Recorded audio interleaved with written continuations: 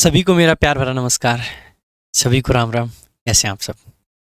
मैं प्रशांत सोलंकी स्वागत करता हूं आप सबका आपके अपने परिवार वोकैब वंडर्स में। तो आज हमारी वोकैब वंडर्स पे जो हमारी वोकैब संजीवनी एक्सप्रेस सीरीज चल रही है, उस सीरीज की क्लास नंबर 29 है। और आज की क्लास हमारी ईडियम्स की क्लास नंबर 8वीं है। ये क्लास जो मैं आज रिकॉर्ड कर रहा हूँ, आज वसंत पंचमी के दिन यानी कि सरस्वती पूजा के दिन मैं रिकॉर्ड कर रहा हूँ। और आप सभी लोगों को, आपको ये वीडियो थोड़ी लेट मिलेगी, लेकिन आप सभी लोगों को वसंत पंचमी सरस्वती पूजा की बहुत बहुत शुभकामनाएं, हार्दिक बधाई। आज हमने अपने ऑफिस में एक प्रॉपर अपनी पूजा रखी थी माता रानी की, और सभी पूरी टीम ने बढ़ चढ़ के हिस्सा लिया, भाग लिया, सभी लोग आए। बहुत अच्छा लगा, बहुत अच्छा माहौल और बहुत ज़बरदस्त। तो आप सभी लोगों को भी बहुत बहुत बधाई सरस्वती पूजा की। बाकी भाई आज हमारी क्लास नंबर 29 है और मैं आप सभी लोगों से रिक्वेस्ट करूंगा कि वीडियोस को भाई ज़्यादा से ज़्यादा शेयर करें, ज़्यादा से ज़्यादा लोगों तक पहुंचाएं, जिससे कि आप सभी लोगों का ये परिवार जल्दी से जल्दी आगे बढ़े और बड़ा हो। हमने आप सभी लोगों के लिए बहुत सारी रील्स, बहुत सारे मीम्स के माध्यम से वोकैबलरी भी पढ़ाई है आप लोगों को। हमने अभी रिसेंटली और भी कई तरीके के मोटिवेशनल रील्स बनाए हैं। हमने इतनी सारी चीज़ें इनोवेटिव तरीके से की हैं, जिससे कि किसी भी तरीके से आप सभी लोगों को कुछ सीखने को मिले और प्लस में आपको टाइम टू टाइम मोटिवेशन भी मिलता रहे। सबसे पहले भाई ये स्टूडेंट्स का रिएक्शन कुछ ऐसा है हमारी रील्स को लेके कि एकदम कतई मज़ा आ रहा है। जितनी भी रील्स देख रहे हैं तो मज़ा आ रहा है। तो ऐसे मज़ा हम लगातार देते रहेंगे आपको। बस आप हमारे साथ जुड़े रहिए, लगातार पढ़ते रहिए, मेहनत करते रहिए। शुरुआत करेंगे आज की क्लास की, और आज की क्लास का जो पहला आपका इडियम है वह है एट एन आर्म्स लेंथ। बेटा आर्म का मतलब होता है भुजा। एट एन आर्म्स लेंथ का मतलब क्या है? बस थोड़ी सी दूरी पर, एट अ डिस्टेंस, थोड़ी दूरी पे। कहते हैं ना, आपने अक्सर करके देखा होगा, जब हम स्कूल में होते थे, सुबह सुबह प्रेयर जब होती थी, तो हमें जो हमारे अध्यापक होते थे वो बताते थे कि भाई एक हाथ की दूरी पे खड़ा होना है सबको। ध्यान है, एक हाथ की दूरी पे, क्योंकि स्कूल में पीटी कराते हैं कभी कभी सुबह सुबह, और बाकी जो एक शपथ दिलाते थे प्रेयर के टाइम पे ऐसे, तो उसमें हाथ आगे करने की ज़रूरत पड़ती थी। तो एक हाथ की दूरी पे, ऐसे भी हाथ टच नहीं होने चाहिए और ऐसे भी हाथ टच नहीं होना चाहिए, तो इतनी दूरी पे खड़ा करते थे। तो वही होती है एट एन आर्म्स लेंथ, यानी कि थोड़ी सी दूरी पर होना, थोड़ी सी दूरी पर होना। तो इसका मतलब होता है एट अ डिस्टेंस, यानी कि दूरी पर होना या दूरी बनाना। जैसे कि आप यहाँ पे देख सकते हैं, ये देखो, इस बंदे ने क्या कर दिया, इसको दूरी बना दी, आर्म से दूरी बना दी। तो आर्म और दूरी, आर्म और दूरी, इस तरीके से आप इसको याद रख सकते हैं। नेक्स्ट देखेंगे भाई, अगला आपका इडियम है to bear the palm. To bear the palm, देखो भाई, इस बियर का मतलब होता है एक तो सहन करना, दूसरा बियर के कई सारे मीनिंग्स होते हैं। बेसिकली बियर का मतलब बियर फ्रूट, एक इडियम आपका बनता है, यानी कि फल देना, बेसिकली किसी चीज़ का परिणाम आना। ठीक है, एक बियर का मतलब होता है किसी चीज़ को दिखाना। जैसे ये डॉक्यूमेंट है और डॉक्यूमेंट पे किसी के सिग्नेचर है, तो हम कह सकते हैं कि इट बियर्स माई सिग्नेचर, यानी कि इस पे मेरे सिग्नेचर हैं। इसीलिए बियर का मतलब होता है बेसिकली दिखाना भी। और यहाँ पे पाम, आपने एक पौधा देखा होगा, तो विनर को एक तरीके से आप ऐसी एक सिचुएशन इमेजिन कीजिए कि जो विनर है उसको जो पाम ट्री होता है वो यहाँ पे लगा दिया गया है, चिपका दिया गया है। तो जो विनर है उसको पाम ट्री ऐसे पकड़ा दिया गया है। तो जो पाम ट्री को दिखा रहा है वही कौन है? विनर है। जो उस ट्री को दिखा रहा है, इसको ध्यान रखना, इसको पालम नहीं पढ़ते हैं, इसको पाम पढ़ते हैं, एल साइलेंट रहता है। तो जो पाम ट्री को ऐसे दिखाता है, जैसे ट्रॉफी होती है ना, ट्रॉफी की जगह पे उस ट्री को इमेजिन करें आप, तो आप समझ जाएंगे कि बियर द पाम का मतलब क्या हो जाएगा, to be the winner. Basically जो विजेता जो होता है उसी को बोलते हैं, तो विजयी होना या विजेता होना। ठीक है, to be the winner.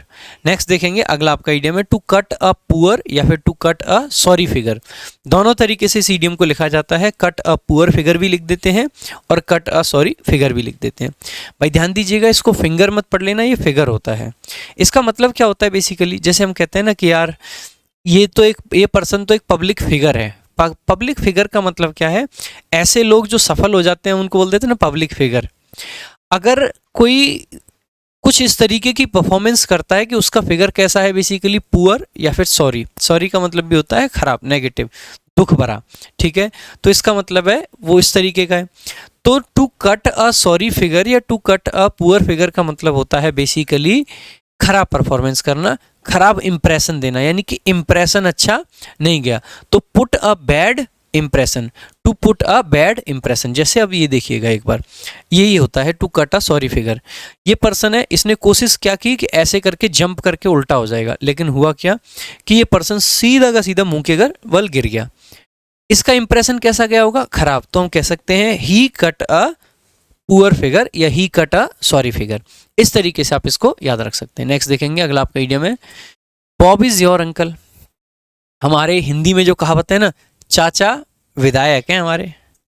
Bob is your uncle या चाचा विधायक है, एक ही बात है। कहते हैं ना, अगर चाचा विधायक हैं तो आपका चालान नहीं हो सकता। चाचा विधायक हैं तो कोई पुलिस आपका कुछ नहीं कर सकती, कोई फोर्स आपका कुछ नहीं कर सकती। तो चाचा विधायक हैं। ऐसे ही Bob is your uncle, English में कहावत यह है कि if Bob is your uncle everything becomes easy. हर एक चीज आसान हो जाती है, कोई भी काम करना आसान हो जाता है। तो it becomes easily and quickly achievable, कोई भी काम को करना आसानी से हो जाता है। ठीक है, तो बॉब इज योर अंकल, आपने ये जाकिर खान का देखा भी होगा, चाचा विधायक हैं हमारे, इनका ये पूरा एक सीरीज बना दी थी इन्होंने इस चीज़ पे, तो आप समझ सकते हैं। ठीक है, चाचा विधायक हैं इसीलिए ट्रिपल राइडिंग कर रहे हैं, फिर भी कोई चालान नहीं है, और हेलमेट भी नहीं लगा रखा है, एक मतलब सिर्फ एक को छोड़ के, तो आप समझ सकते हैं। Next, donkeys year. Donkeys year, देखो डंकीज ईयर का मतलब होता है लंबा टाइम। अगर कोई बहुत लंबे टाइम तक वेट करे, a very long time. Donkeys year का मतलब अ वेरी लॉन्ग टाइम, बहुत लंबा समय। बहुत कॉमन सा इडियम है, कई बार पूछा गया, आप इसको ऐसे कनेक्ट कर सकते हैं। ठीक है, तो देखो ये मिस्टर बीन कितने टाइम तक वेट कर रहे हैं, कभी लेट रहे हैं, कभी खड़े हैं, कभी बैठे हैं, तो वेट कर रहे हैं लॉन्ग टाइम, लॉन्ग टाइम, लंबा समय, लंबा समय लग रहा है। ठीक है, नेक्स्ट अगला है आपका ग्रेव एरर। देखो एरर का मतलब गलती, और ग्रेव, ग्रेव जानते हैं, ग्रेव का मतलब होता है बड़ी, बहुत नेगेटिविटी को एम्फेसाइज करने के लिए लगाते हैं। ठीक है, सो ग्रेव यानी देखो ग्रेव आपने कब्र सुना होगा, उसको भी बोल देते हैं ऐसी गलती जो कब्र खोद दे, बहुत बड़ी गलती, बहुत बड़ी गलती। और बहुत बड़ा क्या है? बहुत बड़ा है हिमालय, इसीलिए एक इडियम और होता है हिमालयन ब्लंडर। सो ग्रेव एरर को बोल सकते हैं हिमालयन ब्लंडर या फिर बिग मिस्टेक, या तो बिग मिस्टेक या फिर हिमालयन ब्लंडर, दोनों तरीके से आप इसको लिख सकते हैं, दोनों तरीके से। सो ग्रेव मिस्टेक, तो ग्रेव से कनेक्ट करके याद रख लेना भाई, ग्रेव पे की गई मिस्टेक, ग्रेव पे की गई मिस्टेक। नेक्स्ट देखेंगे to quicken the pulse. To quicken the pulse, देखो पल्स यानी कि जो धड़कन है ना दिल की वो, और क्विकन यानी कि धड़कन बढ़ा दी, और धड़कन बढ़ा दी तो बेसिकली क्या होता है? To quicken something, to make excited, किसी को एक्साइटेड कर दिया, किसी के अंदर की जागरूकता बढ़ा दी, तो to quicken the pulse. To quicken the pulse बहुत आसान है। टू क्विकन द पल्स का मतलब किसी की एक्साइटमेंट को बढ़ा देना, किसी को एक्साइट कर देना। To take a right choice, ये तो बहुत सिंपल है। राइट चॉइस यानी कि सही जो विकल्प है उसको चुन लेना, तो इसमें ना तो ट्रिक की जरूरत होनी है, to make a right choice, इसमें कोई ट्रिक व्रिक कुछ की जरूरत नहीं पड़नी चाहिए, ये तो सिंपल, ये तो मीनिंग है बस, है ना। आगे देखेंगे लैटिन एंड ग्रीक। बेटा लैटिन और ग्रीक जो अल्फाबेट होते हैं वो हमारी समझ में नहीं आते, अल्फा बीटा गामा कहाँ समझ आते हैं। अगर किसी नाम में जैसे कि हम बोलते हैं प्रशांत, तो PRASHANT, आपको सब समझ आ रहा है, लेकिन अगर इसी को हम लैटिन ग्रीक में लिखें तो क्या आप समझ पाएंगे कि प्रशांत लिखा हुआ है? नहीं समझ पाएंगे। तो लैटिन एंड ग्रीक का मतलब होता है इनकॉम्प्रिहेंसिबल, यानी कि समझ में न आने लायक, ऐसी चीज जो समझ में ना आए, वही होती है बेसिकली आपकी लैटिन एंड ग्रीक।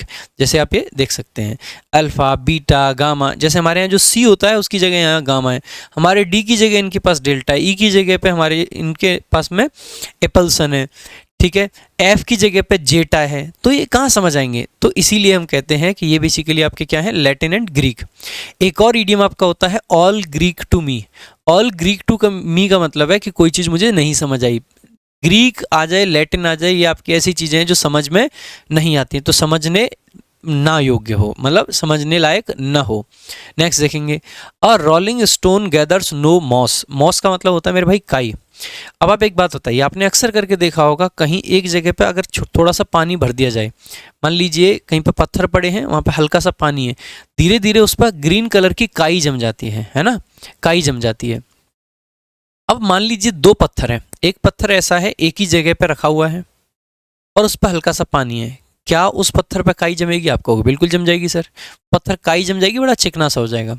लेकिन एक पत्थर ऐसा है जो घूमता ही रहता है, घूमता ही रहता है, घूमता ही रहता है, इधर से उधर, इधर से उधर, क्या उस पर काई जमेगी? नहीं। उसी प्रकार मेरे भाई एक इंसान जैसे कि आपको बहुत क्लासिक सा एग्जांपल दूं, जैसे टीचर्स की बात करते हैं, जैसे मैं हूं, मैंने अपना टीचिंग कैरियर शुरू करा 2018 में रैंकर्स गुरुकुल से। आदित्य सर हैं, टीचिंग कैरियर शुरू करा रैंकर्स गुरुकुल से। विक्रम सर भी रैंकर्स गुरुकुल से जुड़े हुए हैं, ठीक है। हम लगातार जुड़े हुए हैं, तो हम बहुत सारे अपने बच्चे भी इकट्ठे करते जा रहे हैं, बहुत सारे ऐसे स्टूडेंट्स हैं जिनको हमने सेलेक्ट करवाया, तो हमारा एक बेस बन गया है, ठीक है, हमारे एक पूरी बेस बन गया है। लेकिन बहुत सारे टीचर्स आपने देखे होंगे, आज यहाँ तो कल यहाँ, कल यहाँ तो परसों वहाँ, परसों वहाँ तो अगले दिन कहीं और। क्या ऐसे लोग जीवन में बड़ा नाम कमा पाते? नहीं, क्योंकि वो कहीं एक जगह सेटल नहीं हो पाए। तो यही आपका एक इडियम होता है कि एक व्यक्ति जो कहीं पर रुकता नहीं है, उसके ऊपर काई नहीं, जैसे पत्थर नहीं रुकेगा तो काई नहीं जमेगी, वैसे ही एक व्यक्ति अगर कहीं नहीं रुकेगा तो उसके पास ना तो पैसा आएगा, ना ही उसके पास में कोई उसका नाम हो पाएगा। तो हम कह सकते हैं a person who does not settle in one place for a long time does not gain wealth, name और फेम। उसको कुछ नहीं मिलता है। जो अस्थिर है वह सफल नहीं होता है। जैसे कि इसका एक और एग्जांपल आप ऐसे देख सकते हैं, जैसे आप मान लीजिए आपने आज पढ़ाई के लिए मेरी स्ट्रेटजी की वीडियो देखी, अभी इंग्लिश की मैंने रैंकर्स गुरुकुल पर डाली थी, आपने वो स्ट्रेटजी अच्छी लगी, आप उससे पढ़ने लगे, तभी आपका कोई सो कॉल्ड टॉपर आ जाता है, कोई भी पर्सन आ जाता है, वो कहता है यार तू ऐसे तो गलत कर रहा है। या फिर मान लीजिए आपने यूट्यूब पर गए, आपने किसी टॉपर की स्ट्रेटजी पढ़ी, टॉपर जो कि आईआईटी से पढ़ के आया था, आप जो कि गांव के स्कूल से पढ़े हो, सरकारी स्कूल से, आपने उस आईआईटी वाले बंदे की स्ट्रेटजी देखी, आपने कहा यार इसने टॉप किया है, इसकी स्ट्रेटजी फॉलो करता हूँ, आपने बदल दी। कल को फिर आता है, नया साल आया, नया टॉपर आया, नई स्ट्रेटजी आई, आप फिर नई स्ट्रेटजी पर चले गए। आपको क्या लगता है आपका सिलेक्शन होगा? नहीं होगा मेरे भाई। क्यों? क्योंकि आप एक जगह पर टिक नहीं पा रहे हैं। तो इसका मतलब क्या है कि ऐसा व्यक्ति जो अस्थिर है उसको सफलता नहीं मिलती है। आगे देखेंगे भाई, नेक्स्ट है आपका an olive branch. An olive branch का मतलब होता है जेस्चर ऑफ पीस। पीस यानी कि शांति का प्रस्ताव, शांति प्रस्ताव को ही जेस्चर को कह सकते हैं इशारा किसी की तरफ। जैसे हमने ना ये किसका है? हाय का जेस्चर है, बाय का जेस्चर है, नमस्ते का जेस्चर है, यानी कि एक तरीके से इशारा है ना। कई बार हम जरूरत नहीं पड़ती नमस्ते बोलने की, हम सिर्फ ऐसे कर देंगे, नमस्ते, सामने वाला समझ गया। कई बार कोई जा रहा है ना तो हम बोल नहीं पा रहे हैं, हमारा गला रुंधा हुआ है, कोई ऐसा हमें छोड़ के जा रहा है जो कि हम चाहते थे कि नहीं छोड़ के जाए, लेकिन वो जा रहा है तो गला रुंध जाता है, कई बार बोल नहीं पा रहे हैं, तो जस्ट हम ऐसे कर देते हैं, वो समझ जाएगा कि ये बाय बोल रहा है, ठीक है। तो ये जेस्चर होते हैं। जेस्चर यानी कि बेसिकली डायरेक्ट नहीं कहते हैं, तो जेस्चर ऑफ पीस, शांति प्रस्ताव आप कह सकते हैं एक तरीके से। तो ये आपका एन ओलिव ब्रांच। अगला है आपका अ ग्रास विडो। देखो भाई, विडो का मतलब होता है विधवा, लेकिन ये पूरी विधवा नहीं है, ये ग्रास विडो है।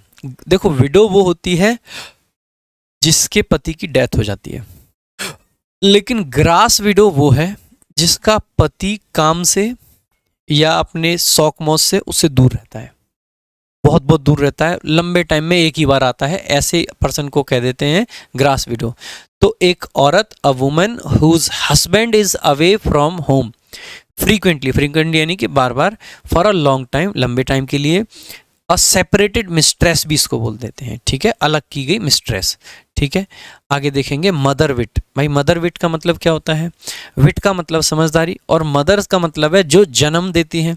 तो ऐसी समझदारी जो आपके अंदर जन्म से हो उसी को बोल देते हैं क्या? मदर विट। तो नेचुरल विट और इंटेलिजेंस, जो जन्मजात आपकी बुद्धिमत्ता होती है उसी को क्या बोल देते हैं? मदर विट, ठीक है। क्या बोल देते हैं मेरे भाई? मदर विट।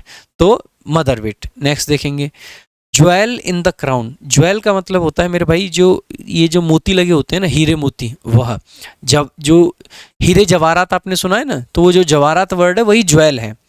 अगर ज्वेल की बात करते हैं तो ज्वेल होता है द बेस्ट और most valuable part of something. जैसे कि यहाँ पे देखिएगा, ये जो क्राउन है पूरा का पूरा राजा का, क्राउन का मतलब ये जो मुकुट होता है, और इसके अंदर ज्वेल ये हैं, ये जो रेड है ना, ये सारे के सारे क्या हैं? ज्वेल, खास करके ये। तो ज्वेल इन द क्राउन का मतलब है किसी क्राउन का सबसे जरूरी पार्ट। तो द बेस्ट और most valuable part of something, किसी चीज का सबसे महत्वपूर्ण हिस्सा। अगला है born with a silver spoon in his mouth. देखो बॉर्न का मतलब जन्म लेना, विथ यानी कि के साथ, अ सिल्वर स्पून चांदी की चम्मच, अपने मुंह में चांदी की चम्मच लेके जन्म होना। देखो अक्सर करके बहुत सारे लोगों की किस्मत अच्छी होती है और उनका जन्म ऐसे परिवार में हो जाता है जिस परिवार में पहले से ही बहुत पैसा है, बहुत अच्छा परिवार चल रहा है। लेकिन कुछ आपके हमारे जैसे लोग भी होते हैं जहाँ पे हम एक स्ट्रगल की ज़िंदगी में पैदा हो रहे होते हैं, ग्रामीण क्षेत्र से जैसे तैसे करके मांटेसरी से पढ़ाई करते हैं, सारी चीज़ें करते हैं, बहुत मुश्किलों से जब आगे बढ़ रहे होते हैं फिर सरकारी नौकरी का एक सपना सजाते हैं और फिर मेहनत करते हैं।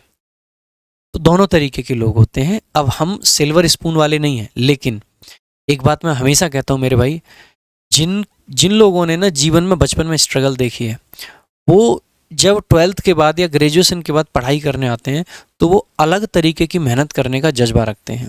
हालांकि उनमें से कुछ लोग ऐसे भी हो जाते हैं कि शहर में जब आते हैं पहली बार दिल्ली में, तो शहर की चकाचौंध को देख के वो ना डाइवर्ट हो जाते हैं। वो नहीं करते जो उनको करना चाहिए, वो करने लग जाते हैं जो उनको नहीं करना चाहिए। देखो दोनों ही चीज़ें होती हैं। जब हम गांव से बाहर निकलते हैं तो दो ऑप्शन हमारे पास होते हैं। पहला ये कि हम वो सब करें जिनसे हम बचपन से लेके आज तक वंचित रहे, यानी कि शौक मौज। क्योंकि हम ग्रामीण क्षेत्र से हैं तो वंचित रहे हैं शौक मौज से, दिल्ली में आए, बड़े शहर में आए, अलग अलग तरीके की चीज़ें, कई बार हम अलग अलग रास्तों पर भटक जाते हैं। दूसरा ऑप्शन ये है कि कुछ ऐसा करें कि जीवन भर वो सब कुछ कर पाएँ जिनसे हम, हमारा परिवार, हमारे पूरे के पूरे पिछली 2-3 पीढ़ियाँ वंचित रहें। अब चॉइस आपकी है कि सिर्फ आप जिन चीज़ों से वंचित रहे हो वो करना चाहते हो, या जिन चीज़ों से पूरा परिवार वंचित रहा है आप उस परिवार के लिए कुछ करना चाहते हो। It's your choice. बार बार कहता हूँ एक बात कि हर परिवार में एक पीढ़ी होती है जो परिवार का इतिहास बदलती है, और आपको गर्व महसूस करना चाहिए कि आपके पास में वो पीढ़ी बनने का अवसर है। उस अवसर को ऐसे न गंवाएं, ज़्यादा से ज़्यादा मेहनत करें, लगातार मेहनत करें। तो मेरे भाई लगातार मेहनत करें, पीढ़ी वही बने जो इतिहास को बदलती है, और इतिहास को बदलना पॉजिटिव वाला। एक पीढ़ी ऐसी भी आती है जो पूरे के पूरे परिवार को बर्बाद करके जाती है। प्लीज़ उस पीढ़ी में शामिल ना हो, रिक्वेस्ट है आपसे। आगे देखेंगे तो ये born with a silver spoon in his mouth का मतलब है born to riches and luxury, जिसके पास में बहुत सारी लग्जरी चीज़ें हैं। भाई जन्म होने के साथ ही सामने वाला ऑडी मर्सिडीज में चल रहा है, ठीक है, उसके मम्मी पापा मतलब, तो वो कुलीन परिवार में, अमीर परिवार में जन्म लिया हुआ पर्सन है। नेक्स्ट देखेंगे a cock and bull story. देखो बहुत बार ये इडियम पूछा जाता है, कॉक एंड बुल स्टोरी। कायदे की बात यह है कि कॉक यानी कि मुर्गा, बुल यानी कि जिसको सांड हम बोल देते हैं, उसकी कोई कहानी होती नहीं, ठीक है। और क्योंकि कॉक की और बुल की कोई कहानी है ही नहीं ऐसी, मुर्गे की और बैल की क्या ही कहानी रही होगी, कोई कहानी नहीं है। क्योंकि इन दोनों की कोई कहानी नहीं होती, इसीलिए a cock and bull story का मतलब ये होता है कि एक ऐसी कहानी जो फेक है, एक ऐसी कहानी जो बनाई गई है, कहानी में कोई सच्चाई नहीं है, पूरे तरीके से मनगढ़ंत कहानी को बोल देते हैं a cock and bull story. क्योंकि कॉक की और बुल की कोई स्टोरी नहीं होती। क्या मैच है दोनों का? कुछ भी नहीं। कहाँ छोटा सा मुर्गा, ये देखिए, और कहाँ आपका बैल, ये मनगढ़ंत कहानी है। ये देखो बनाया गया फोटो है, कोई रियल फोटो भी नहीं मिलेगा जहाँ पे मुर्गा और बैल एक साथ में हो। तो बेतुकी और मनगढ़ंत कहानी को ही क्या बोल देते हैं? A cock and bull story. भाई याद रहेगा। तो a cock and bull story का मतलब हो जाता है एक मनगढ़ंत, एक फेक, एक झूठी कहानी, ठीक है। आगे अगर बात करें भाई, अगला आपका इडियम है to be in full swing. To be in full swing, full swing का मतलब जानते हैं? फुल स्विंग का मतलब होता है कोई आदमी पूरे तरीके से मोशन में है, कोई आदमी स्विंग, जानते हैं झूला देखा आपने? झूले को एक तो स्विंग बोलते हैं, ऐसे ऐसे जब झूला झूल रहा होता है तो हम बोलते हैं क्या है ये? स्विंग। इवन झूले को इंग्लिश में स्विंग कहते हैं, ठीक है। तो स्विंग, और फुल स्विंग का मतलब है झूला एकदम तेजी से यूं यूं इधर उधर जा रहा है। फुल स्विंग का मतलब है कि पूरे फॉर्म में आ चुका है झूला, यही तो कहते हैं हम कि झूला पूरे फॉर्म में आ चुका है। तो हम कह सकते हैं to be in full swing का मतलब है टू बी वेरी एक्टिव, पूरे तरीके से एक्टिव। जैसे कि आप यहाँ पे भी देखेंगे भाई, ये देखिएगा, ये दो लोग हैं, देखो कितने पूरे तरीके से एक्टिव हैं, एकदम स्विंग कर रहे हैं, स्विंग कर रहे हैं। तो to be in full swing का मतलब क्या हो जाता है? To be very active, to be very active, पूरे तरीके से एक्टिव। अगला आपका इडियम है to take something at face value. देखो फेस का मतलब क्या होता है, जैसे हम कहते हैं ना कि ये भाई इस कंपनी का फेस है। फेस का मतलब है एक ऐसा व्यक्ति जिसको देख के चीज़ें चल रही हैं। जैसे मान लीजिए प्यूमा आपकी एक कंपनी है और उसका जो ब्रांड एम्बेसडर है वो विराट कोहली हुआ करते थे, हालांकि अभी चेंज कर रहे हैं वो, ठीक है। लेकिन विराट कोहली के नाम पे कितने सारे लोग ऐसे होंगे जो प्यूमा के प्रोडक्ट ले लेते हैं। तो विराट कोहली प्यूमा का क्योंकि फेस है। अब आप जाते हैं प्यूमा के शोरूम में, आप जाते हैं देखते हैं विराट कोहली के बड़े बड़े पोस्टर लगे, आपने कहा अच्छा विराट कोहली ऐड करते हैं। आपने क्वालिटी देखी ही नहीं, आपने फटाक से सामान को खरीद लिया, पैसे भी नहीं देखे, 5,000 6,000 10,000 20,000 जितने के जूते हैं खरीद लिए। क्यों? क्योंकि आपने उन जूतों को फेस वैल्यू पे ले लिया। किसके फेस वैल्यू पे? जो उसका ब्रांड एम्बेसडर है। या कई बार फेस वैल्यू का ऐसा भी मीनिंग हो सकता है, कोई चीज़ आपने देखी, पैकिंग बड़ी ज़बरदस्त सी है, इतने ज़बरदस्त ढंग से पैक कर रखा है, बहुत शानदार ढंग से। कई बार आप देखना ओरियो के बिस्किट मंगाना है अमेजोन से, भाई साहब इतने बड़े डब्बे में पैक करके देंगे और नीचे अंदर क्या निकलता है? एक पैकेट। अब मान लीजिए ये तो चलो ऑनलाइन है, दिखता नहीं, ऑफलाइन में अगर कोई इतना बड़ा बिस्किट का डब्बा पैक करके रखे, आपको लगेगा यार ये तो बहुत महंगा रहा होगा। और आप तो ऐसे डब्बे के 100 रुपये दे के आ जाओगे, 200 रुपये दे के आ जाओगे बिस्किट के डब्बे के। घर आके पता चला कि टोटल 5 बिस्किट निकले उसमें, मतलब 5 टोटल बिस्किट, पैकेट नहीं कह रहा हूँ, बिस्किट। तो आपने किसी चीज़ को किस पे खरीदा? फेस वैल्यू पे। उसका जो दिख रहा है आपको सामने, आपने चेक ही नहीं किया उसकी क्वालिटी क्या है, उसकी क्वांटिटी क्या है, कितनी चीज़ें उसमें हैं और कितनी नहीं है। तो फेस वैल्यू का यही मतलब होता है। तो to accept something as it appears, कोई चीज़ जैसी लग रही है वैसे ही खरीदना। To be rather than studying it more closely, यानी कि ज़्यादा क्लोजली उसके बारे में विचार नहीं किया।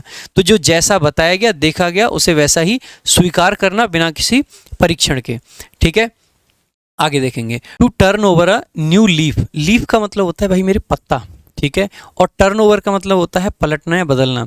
आपने अक्सर करके देखा होगा, एक मौसम आता है जहाँ पे पतझड़ का मौसम जिसको हम कहते हैं, और जब पतझड़ आता है तो पौधे अपने पत्ते गिरा देते हैं और उसके बाद में फिर उन पे नए पत्ते आते हैं। बेसिकली उनकी क्या हुई, उस पौधे की, उस पेड़ की अपनी एक नई शुरुआत है वो। तो to turn over a new leaf का मतलब होता है कि पुरानी पत्तियां गिरा के, पुरानी दुख भरी चीजें मिटा के एक नए तरीके से आगे चलना। आपने अभी रिसेंटली एक मूवी देखी होगी 12th फेल, बड़ी ज़बरदस्त मूवी है विक्रांत मैसी की, बड़ी ज़बरदस्त मूवी लगी, ज़बरदस्त कहानी, ज़बरदस्त तरीके की एक्टिंग। उसमें एक शब्द का बार बार प्रयोग किया गया, रीस्टार्ट। रीस्टार्ट बेसिकली कहा जाए तो to turn over a new leaf ही है। कैसे? अक्सर करके आपने देखा उस मूवी में क्या होता है कि विक्रांत मैसी यानी जो मनोज कुमार हैं, उनके नाम से ज़्यादा फेमस हैं वो। तो जब मनोज फेल हो जाते हैं तो मनोज पुराने बर्डन को लेके बैठे नहीं रहते हैं कि मैं कैसे फेल हुआ। आपने कहीं भी मूवी में ऐसा नहीं देखा होगा कि वो इस चीज़ से परेशान है कि उनका क्यों नहीं हुआ। गौरी भैया परेशान थे लेकिन मनोज परेशान नहीं थे, क्या हुआ क्यों नहीं हुआ, पुराने दुखों को लेके बैठे हैं, रोए जा रहे हैं, ऐसा नहीं किया उन्होंने। जब जब फेलियर सामने आया तो उन्होंने रीस्टार्ट किया। बहुत लंबे टाइम तक पुरानी चीज़ों में उलझे नहीं रहे। पुराना जो बर्डन है उसको छोड़ के नए तरीके से, नए सिरे से शुरुआत करना ही बेसिकली क्या होता है, to turn over a new leaf. तो टू बिगिन अगेन, पुनः आरंभ करना, पुनः आरंभ करना। तो हार नहीं मानूंगा यानी कि रीस्टार्ट। ये मूवी अपने आप में एक मोटिवेशन है। अगर आपने नहीं देखी है तो मैं रिकमेंड करूंगा कि आप लोग जरूर देखें। आप बाकी कोई मूवी जीवन में देखें ना देखें, लेकिन एक बार 12th फेल जरूर देखें, बहुत अच्छी मूवी है। A fair weather friend. भाई फेयर का मतलब होता है अच्छा, और वेदर का मतलब होता है मौसम, और फ्रेंड का मतलब होता है दोस्त। एक ऐसा दोस्त जो अच्छे मौसम में आपका है। और ये वर्ड सुनते ही मुझे एक ही आदमी की याद आती है, जानते हैं ना, अपने बिहार के सीएम नीतीश कुमार जी को। जिधर लगता है कि अब की बार एनडीए जीतने वाली है, चलो चलो चलो चलो एनडीए में चलते हैं, एनडीए में चलते हैं, एनडीए में चलते हैं, बीजेपी से आके मिल गए। लगा अरे बिहार में तो बीजेपी का बड़ा बुरा हाल है, चलो चलो यहाँ से बाहर चलते हैं, तेजस्वी के साथ चलते हैं, वहाँ जाके मिल गए। बस ऐसे ही आदमी को कह दिया जाता है फेयर वेदर फ्रेंड। जिसका समय अच्छा दिखे उसकी तरफ चले जाओ, ठीक है, fair weather friend. So a selfish friend, स्वार्थी मित्र, स्वार्थी मित्र, ठीक है। स्वार्थी मित्र बेसिकली क्या होते हैं आपके, फेयर वेदर फ्रेंड। तो एग्जाम्पल आपके सामने है ही, ठीक है। अभी इनको वेदर किसका फेयर लग रहा है? मोदी जी का, ठीक है। आगे देखेंगे, to cudgel one's brain, cudgel का मतलब होता है एकदम सोचना, दिमाग दौड़ाना, तो टू कजल वंस ब्रेन का मतलब अपना दिमाग पूरा लगा रहे हो आप। तो टू थिंक हार्ड, माथा पच्ची करना, ध्यान से सोचना, विचार करना, ठीक है।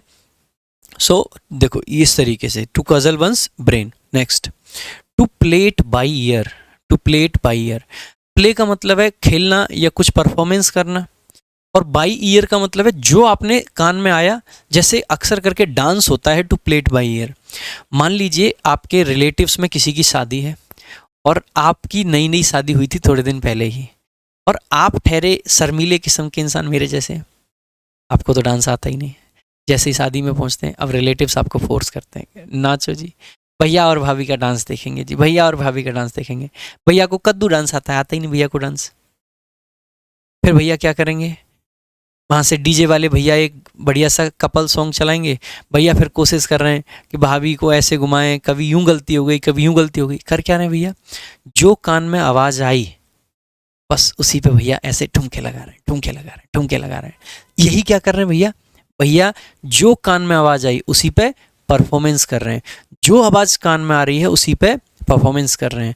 तो उसी को बेसिकली कह देते हैं to play it by ear, यानी कि बिना किसी स्पेशल तैयारी के, बिना किसी स्पेशल प्रेपरेशन के कोई काम करना। तो to do something without special preparation, बिना तैयारी के कोई काम करना। भाई कमेंट करते रहेंगे साथ साथ में सारे लोग, जितनी ज़्यादा बार कमेंट में आप किसी शब्द को लिखते हो उस शब्द के याद होने की उतनी ही ज़्यादा संभावना आपकी बन जाती है। तो ज़्यादा से ज़्यादा बार इन शब्दों को लिखते रहेंगे, ठीक है। Next, to come in handy, हम कहते हैं बड़ी हैंडी सी चीज़ है, देखो छोटा सा मार्कर है, कितना हैंडी सा है। हैंडी का मतलब होता है यूजफुल, हैंडी का मीनिंग क्या होता है मेरे भाई, यूजफुल। तो टू बी यूजफुल, उपयोगी सिद्ध होना, उपयोगी सिद्ध होना। Someone's heart is in the right place, किसी का दिल सही जगह पे है। जैसे कि मान लीजिए एक पर्सन है, जैसे मैं हूँ, कई बार मैं बड़ी कड़वी बातें बोल देता हूँ अपने स्टूडेंट्स को, कई बार कई बार इंसल्ट भी मार देता हूँ। क्यों मार देता हूँ, जब मुझे लगता है ना, खास करके ऑफलाइन वाले बच्चों के साथ होता है, जब मुझे लगता है कि कोई स्टूडेंट गलत राह पे जा रहा है तो मैं उससे कुछ ऐसी कड़वी बात कहता हूँ कि उसको मेरी बात बुरी लगे। क्योंकि अगर उसको मेरी बात सिर्फ अच्छी लगेगी तो वो अभी तो सोचेगा, लेकिन उसके अंदर लॉन्ग टर्म में मोटिवेशन नहीं आ पाएगा। मोटिवेशन शॉर्ट टाइम का होगा, अरे सर ने कहा ये कर लेते हैं, फिर छोड़ना सर क्या है। लेकिन अगर मैं कुछ ऐसा कह दूं जो उसको बुरा लग जाए, तो इसका मतलब है कि वो आदमी कुछ ना कुछ अच्छा करेगा, उसको वो बात बार बार चुभेगी। अक्सर करके अच्छी बातें हम जल्दी भूल जाते हैं, लेकिन बुरी बातें हम अक्सर नहीं भूल पाते हैं कि क्या किसने बुरा किया था। अक्सर आपने देखा होगा कोई आपके दोस्त ने ना आपके लिए 1000 अच्छे काम करे हों, लेकिन अगर जीवन में एक बार उसने कुछ गलत काम कर दिया ना, आप उस एक काम को याद रखोगे, 1000 को भुला दोगे। ह्यूमन नेचर है कि जो नेगेटिविटी है उसको जल्दी कैच करता है माइंड, इसीलिए नेगेटिव चीज़ें इतनी ज़्यादा चल जाती हैं लोगों की। सो नेगेटिविटी को ज़्यादा कैच करता है ह्यूमन माइंड, इसीलिए कई बार हम ये करते हैं। लेकिन इसका मतलब ये नहीं है कि मैं उस बच्चे का बुरा चाहता हूँ, मैं उस बच्चे का अच्छा चाहता हूँ, मैं उस बच्चे का भला चाहता हूँ। इसका मतलब है इस जगह पे ये ईडियम मेरे लिए सूटेबल है। Someone's heart is in the right place. मैंने, हो सकता है आपको डांट के गलत काम किया, हो सकता है आपको जो क्लास में अच्छा लग रहा था उसके सामने मैंने आपकी बेइज्जती मार दी, हो सकता है मेरी बात आपको बहुत बुरी लग गई, लेकिन ये काम मैंने इसलिए नहीं किया कि मैं आपको नीचा दिखाना चाहता हूँ, मैंने इसलिए किया जिससे कि आप कुछ अच्छा कर पाओ। इसीलिए यहाँ पे आप कह सकते हैं someone is good even if they sometimes behave in a wrong manner. अगर मैं गलत भी बिहेव कर रहा हूँ तो भी ये समझ लेना कि मैं आपके लिए अच्छा सोच रहा हूँ, ठीक है। आगे देखेंगे, to be down the tubes, to be down the tubes. देखो ट्यूब अगर डाउन हो जाए तो आपकी गाड़ी फेल हो जाती है, बस इतना ही याद रख लेना। वैसे डाउन द ट्यूब्स का मतलब है नीचे जाना, गिरना। Basically down the tubes, tube में नीचे जा रहे हैं, गिर रहे हैं, गिर रहे हैं यानी कि फेल हो रहे हैं। तो टू बी फेलिंग कंप्लीटली, पूरे तरीके से फेल हो जाना, विफल हो जाना। To put his foot down, आपने अगर रामायण देखी है तो आप जरूर जानते होंगे अंगद को। जब अंगद लंका जाते हैं तो वहाँ पे वो अपना पैर रख देते हैं और कहते हैं इसे हिला के दिखाओ। अंगद ने अपना फुट क्या कर दिया, डाउन, यानी कि अपनी बात पे अड़ गए। लंका में गलत काम हो रहा था, और वो गलत का विरोध कर रहे थे। तो किसी गलत चीज को मानने से इनकार कर दिया उन्होंने। तो to be very strict in opposing what somebody wishes to do, दृढ़ता के साथ विरोध जारी रखना, गुलामी अस्वीकार करना, यही किया था अंगद ने। बस यहीं से आप इसको याद रख सकते हो मेरे भाई, यहीं से याद रख सकते हो, बहुत सिंपल सा आइडिया में। बाकी भाई ये जितनी भी क्लास आपकी चल रही है, ये चल रही है आपकी अपनी किताब वोकैब संजीवनी। एक बहुत खूबसूरत सी, एक बहुत प्यारी सी, एक बहुत ज़बरदस्त किताब आपकी है। किताब में 16,000 से भी ज़्यादा वर्ड्स की कवरेज है। बहुत सारी जगह पे आपको वर्ड्स के यूज़फुल ट्रिक्स मिलेंगे, बहुत सारी जगह पे आपको वर्ड्स के बारे में बहुत डीप जानकारी मिलेगी। ज़बरदस्त तरीके से हिंदी मीनिंग, इंग्लिश मीनिंग्स, बहुत सारे सिनोनिम्स, एंटोनिम्स, एक्सरसाइज, सब कुछ रूट वर्ड्स हैं, सब कुछ है के साथ में ये किताब आती है। हमारी दूसरी एक किताब है जो इसी की ही आप बड़ी बहन कह सकते हैं, कॉम्प्रिहेंशन क्रांति। बड़ी ज़बरदस्त किताब है। क्लोज टेस्ट, पैसेज और PQRS तीनों के लिए रामबाण किताब है। इससे बड़ी क्रांति कॉम्प्रिहेंशन के क्षेत्र में कभी नहीं आई, क्योंकि इस किताब के अंदर न सिर्फ हमने भाई मेरे एक्सरसाइज दिए हैं, हमने थ्योरी दी है, पैसेज कैसे करना है, क्लोज टेस्ट कैसे करना है, PQRS कैसे करने हैं, डिटेल में समझाया है। अगर कोई मेरा भाई इस किताब को पूरी शुरू से लेकर लास्ट तक कर लेता है, चैलेंज के साथ में, गारंटी के साथ में, कॉम्प्रिहेंशन का क्वेश्चन आपका किसी भी एग्जाम में गलत नहीं हो सकता है। तो ये दोनों किताबें आपकी फ्लिपकार्ट और अमेजोन पे अवेलेबल हैं, आप वहाँ से इनको परचेज कर सकते हैं। जो मेरे भाई बैच के बारे में पूछते हैं, ये आपका इंग्लिश का रिकॉर्डेड बैच है RG विक्रमजीत ऐप पर।